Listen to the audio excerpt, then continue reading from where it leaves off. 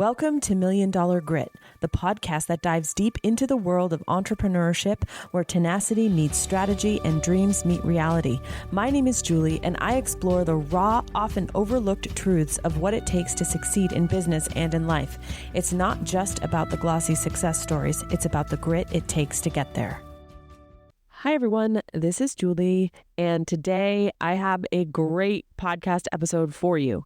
And I want to take you back to when you were 6 years old. Let's just go with 6. And you had one of those like coloring books or activity books.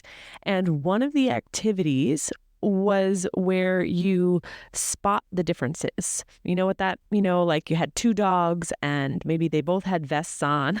I don't know, I'm thinking of Paw Patrol right now. And you would have to find like the 5 or 6 differences between the 2 dogs, right? And circle them. And that was the activity. And the whole idea was that it was a brain exercise. It was actually work for the child's brain, for your brain, to look at 2 things that look similar, but to figure out what the differences are. Okay, let's now talk about marketing. So I have been in the weeds with a lot of my private clients on Black Friday and Black Friday sales, Cyber Monday sales, even the holiday sales between Christmas and New Year's. And people come to me with their various offers. So I asked Carrie if she was cool with me kind of using her as an example. And she said, absolutely. So Carrie works in the social media world. So she has an offer that she helps you get your reels done, edited, uploaded, and it's called Videos Made Easy. So she was sending me basically an outline of her Black Friday offers. And she sent me 3 offers. And one of them was like 5 videos and a strategy call. Another one was like 20 videos. And then the other one was, 25 videos for 3 months. And I remember reading it and looking at it and I said, I'm working really hard to understand this. Like my brain, it's going to take me 20 seconds maybe, which seems like not very long, right? To sort of differentiate the offer, right? As I'm reading it. And I said, can you rewrite this so that in 5 seconds, I want to say yes. So she gave it another shot and she said, okay. And then she tried again, try it out. Videos Made Easy. This is the basic. And then this is the medium one. And then this is like the all-in one. It's true that if I was looking at this on a sales page and the design was really well, that the design would help me also, quickly comprehend the information. I didn't have the design handy. I was just reading it on a text. And I said to her, you're still making this too difficult for me to understand. This is like that coloring book activity where I'm looking at 3 offers and they're basically all kind of the same. There's a couple of key differences in price, in the amount of videos I get, in the duration, but I'm having to work really hard to spot those differences. I said, what if your Black Friday sale is simply your Videos Made Easy is 30% off if you book for December, January, or February during the weekend?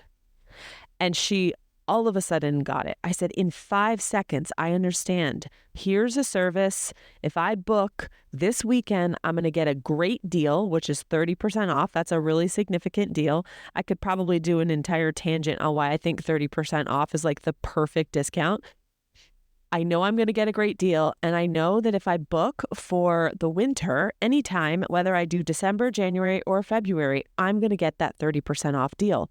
The sentence is simple.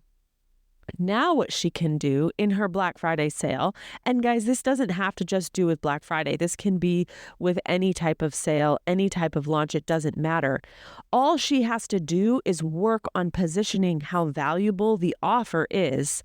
And then there's no work involved trying to distinguish which choice I should make. The other problem with offers where there's like just minimal differences is that you're putting a lot of the responsibility on the customer to know what they want and know what they need. How do I know if I need 20 videos or 25 or 5? If I'm not a social media expert and I'm just a customer that wants help, I don't even know what's realistic. I don't know what's considered like benchmark for growth. So it's a very arbitrary number and doesn't make a whole lot of sense to me. And so if you're looking at an offer, whether it's one offer or it's sales, are you making the customer work their brain similarly to that coloring book activity? Because if you are, you're going to reduce conversions and possibly lose the sale.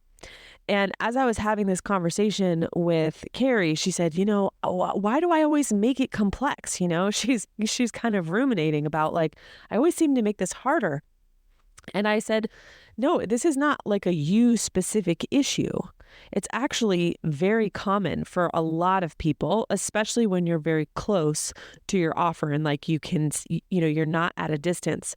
And I would argue that complexity is a default mode of most of us, and simplicity is expert mode.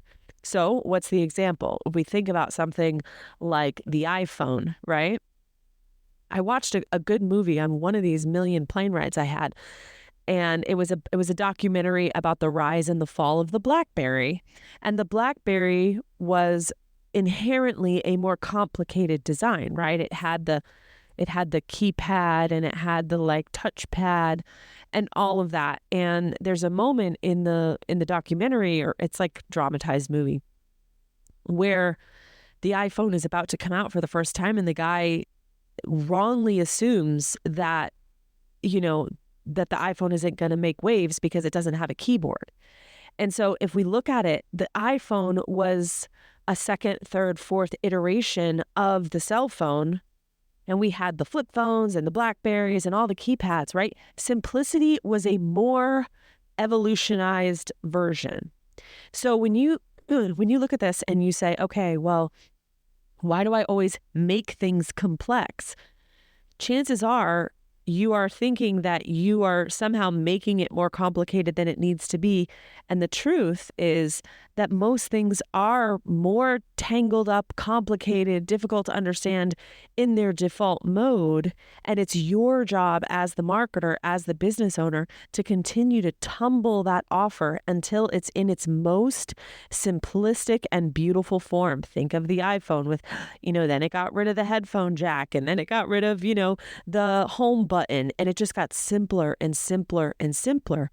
Another analogy would be those tumble rock, when you put those rocks in those little tumblers. It was a toy as a kid, like if you were into geology, and the rocks would get smoother and smoother and smoother. So I said, don't stress.